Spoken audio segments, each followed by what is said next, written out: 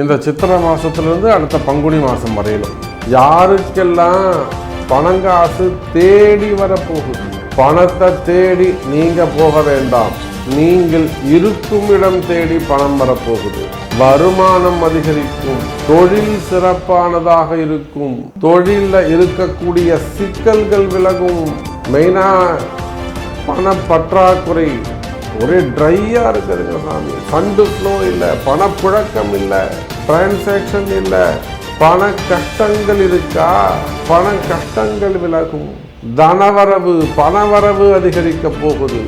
இந்த சித்திரை முதல் அடுத்த பங்குனிக்குள்ள இந்த ஃபினான்சியல் இயர் உங்களுக்கு லாபம் தரக்கூடிய வருடமாக அமைய போகுது. இந்த ஃபினான்சியல் இயர்ல நீங்க டாக்ஸ் கட்ட தயாரா இருக்க, பணம் காசு வந்து சேரும், லாபம் அதிகரிக்கும், பன்மடங்கு லாபம் அதிகரிக்கும். சொத்து வாங்குறது, நிலத்துல முதலீடு செய்யறது, நிறைய இன்வெஸ்ட் பண்ண போறீங்க, பெரிய லாபம் கிடைச்சி முதலீடுகள் அதிகரிக்கும். சொத்து பத்துக்கள் வாங்கக்கூடிய நல்ல அற்புதமான யோகம். பல வகையிலும் குடும்பத்துல மகிழ்ச்சி, உடல்நிலை ஆரோக்கியத்துல நல்ல முன்னேற்றம், மனசுல நிம்மதி, மனபயம் விலகி மனக்குழப்பம் விலகும், வாழ்க்கை சிறக்கும். யாருக்கெல்லாம் இது நடக்க போகுது, எப்போ உங்களுக்கு கிடைக்கும், எந்த மாசம் இது நடக்கும், பார்க்கலாம் பாருங்க.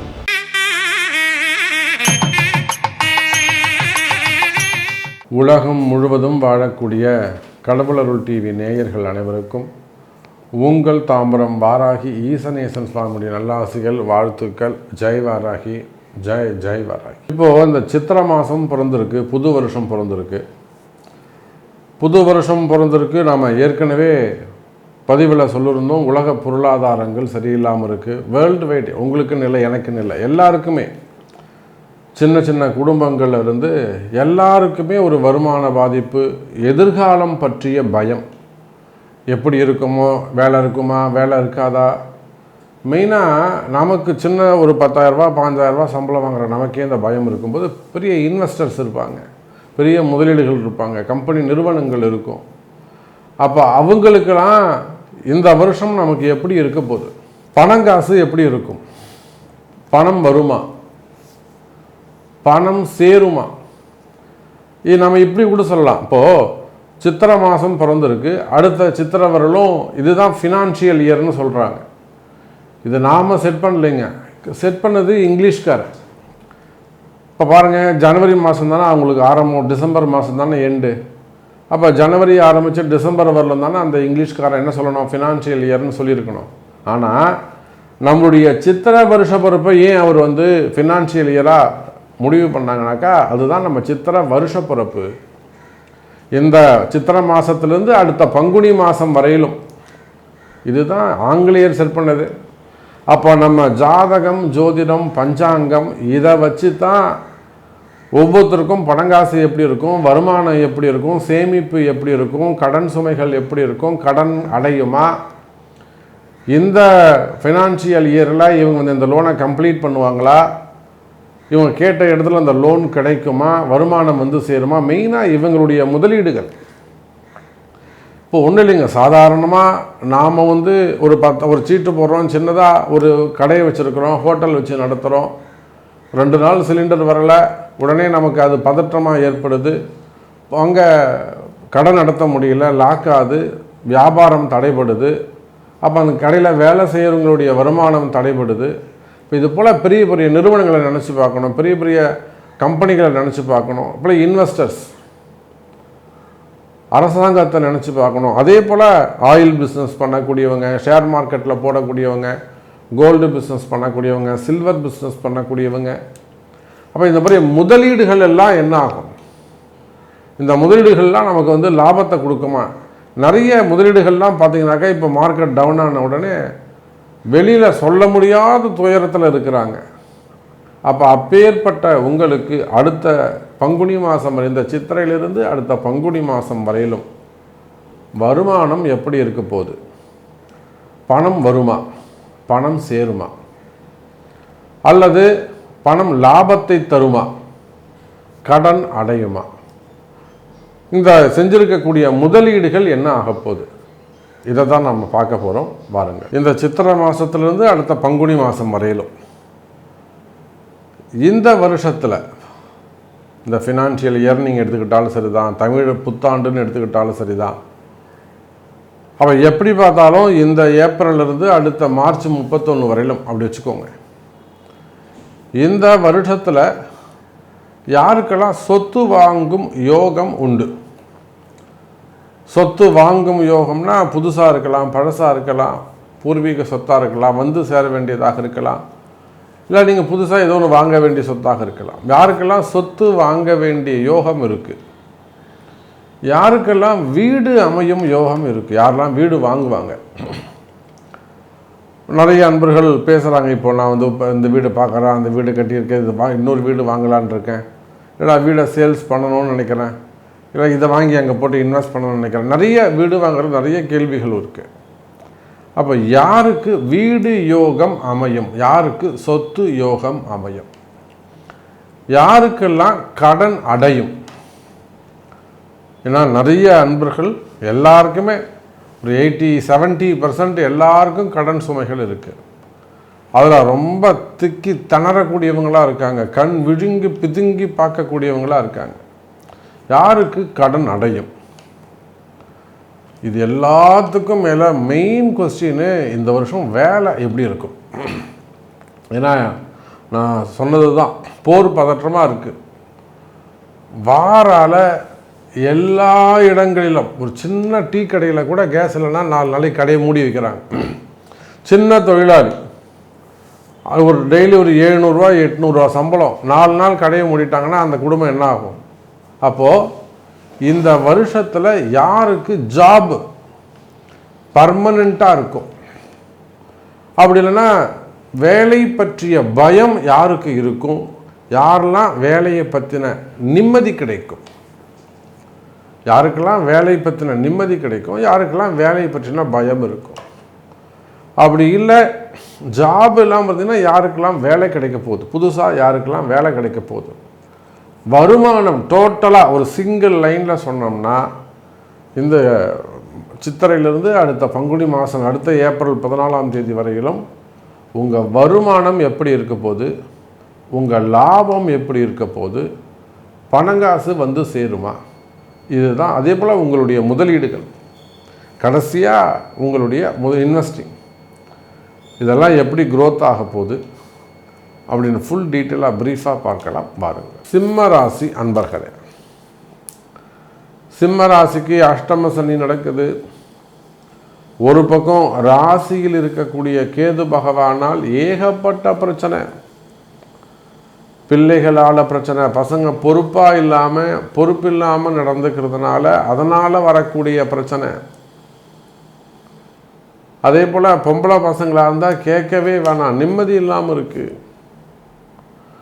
அதே போல் இன்னொரு பக்கம் குடும்பத்தில் வரக்கூடிய பிரச்சனைகள், குடும்பத்தில் நிம்மதி இல்லாமல் இருக்கிறது, மகிழ்ச்சி இல்லாமல் இருக்கிறது, சின்ன சின்ன மனக்கசப்புக்கள். இன்னொரு பக்கம் தொழில் வியாபாரங்களில் ஒரு ஸ்திரத்தன்மை இல்லாமல் இருக்கிறது, நிலையான வியாபாரம் இல்லாமல் இருக்கிறது, ஏற்ற இறக்கங்களோடு இருப்பது, நினச்ச மாதிரி வியாபாரம் லாபம் இல்லாமல் இருக்குது. இதெல்லாம் அஷ்டம சனி. அதோட கூட குடும்பத்தில் இருக்கக்கூடிய கேதுவால் வரக்கூடிய பிரச்சனை, பிரிவினைகள்.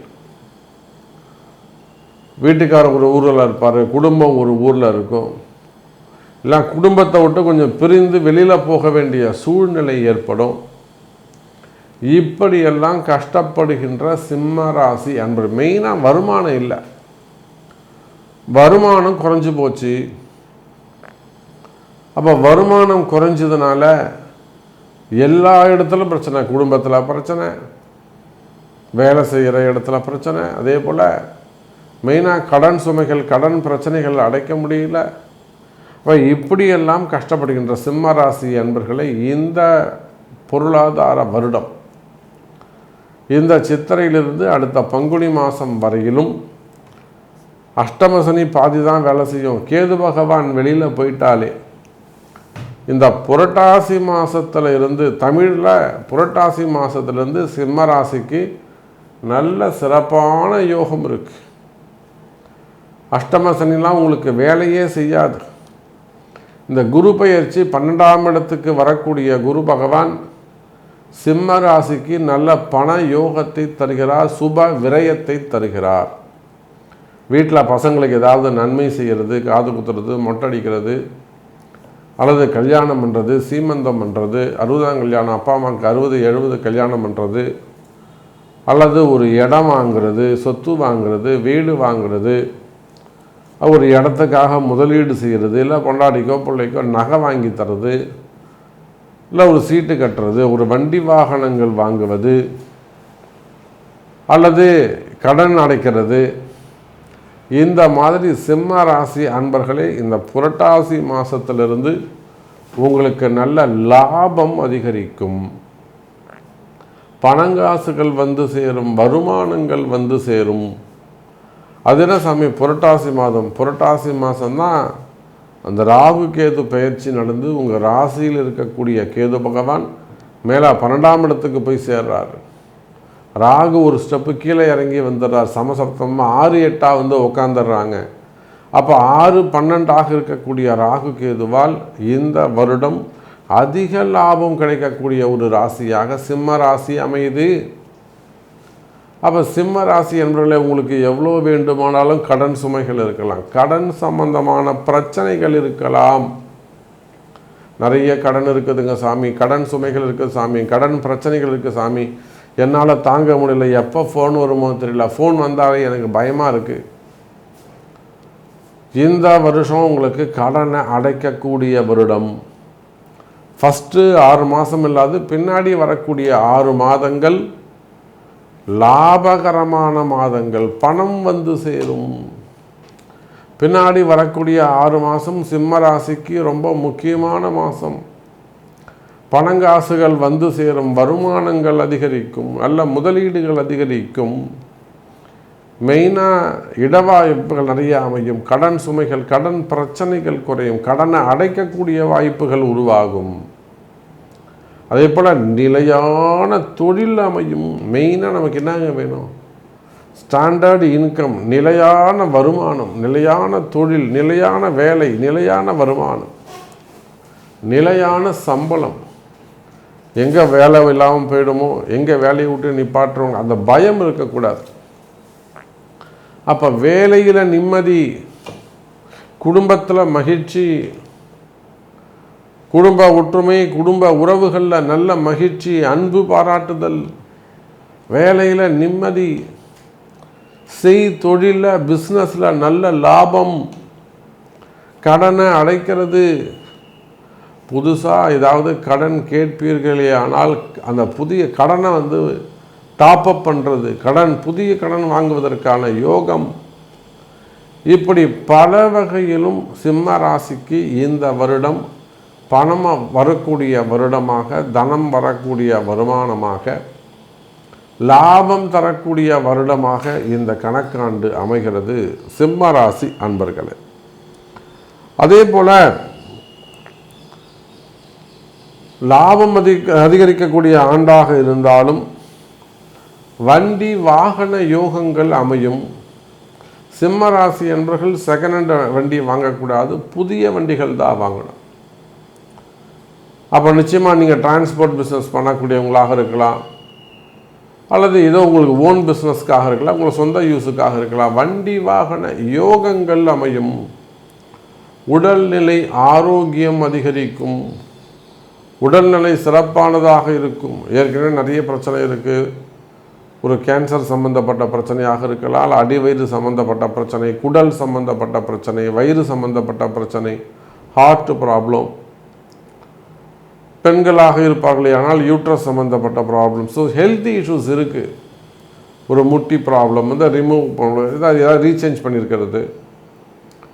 அப்போ உடல்நிலை ஆரோக்கியத்தில் உங்களுக்கு பிரச்சனைகள் இருக்குமே ஆனால் உடல்நிலை ஆரோக்கியம் அதிகரிக்கும், ஆயுள் பாவம் அதிகரிக்கும். அதில் ஏதேனும் ஆஸ்பத்திரிக்குன்னு வீண் விரயங்கள் ஏற்பட்டிருக்குமே ஆனால், பணங்காசு வீண் விரயமாது சாமி, ஆஸ்பத்திரின்னு வீண் செலவாது. அந்த மாதிரி வீண் விரயங்கள் இருக்குமே ஆனால் அந்த வீண் விரயங்கள்லாம் குறைஞ்சி சுப விரயமாக மாறும். குடும்பத்தில் சுப நிகழ்ச்சிகள் சேரும். மன பயம், மனசில் எப்பயும் ஒரு பயமாக இருக்குது, மனசு பயமாகவே இருக்குது சாமி, கவலைப்படாதீங்க. வழிபாடுகள் கை கொடுக்கும், மன பயம் விலகும், மனசில் நிம்மதி பெருகும், நிம்மதி கிடைக்கும், வாழ்க்கையில் நிம்மதி கிடைக்கும், நிம்மதி அதிகரிக்கும், நிம்மதியான தூக்கம் கிடைக்கும். படுத்தா தூங்கலாம், தூக்கமே வரமாட்டேங்குது சாமி. அப்போ நிம்மதி அதிகரிக்கும், வருமானம் அதிகரிக்கும், தொழில் சிறப்பானதாக இருக்கும், வேலை வாய்ப்புகள் அதிகமானதாக இருக்கும், நிலையான உத்தியோகம், நிலையான வருமானம் இருக்கும். கவலை வேண்டாம் சிம்ம ராசி அன்பர்களே. கடவுள் அருள் டிவியை பார்த்தமைக்க நன்றிகள். மேலும் இது போன்ற தகவல்களை தெரிந்து கொள்ள கடவுள் அருள் டிவியை சப்ஸ்கிரைப் செய்யுங்கள். மறக்காமல் பெல் ஐக்கானை கிளிக் செய்யுங்கள்.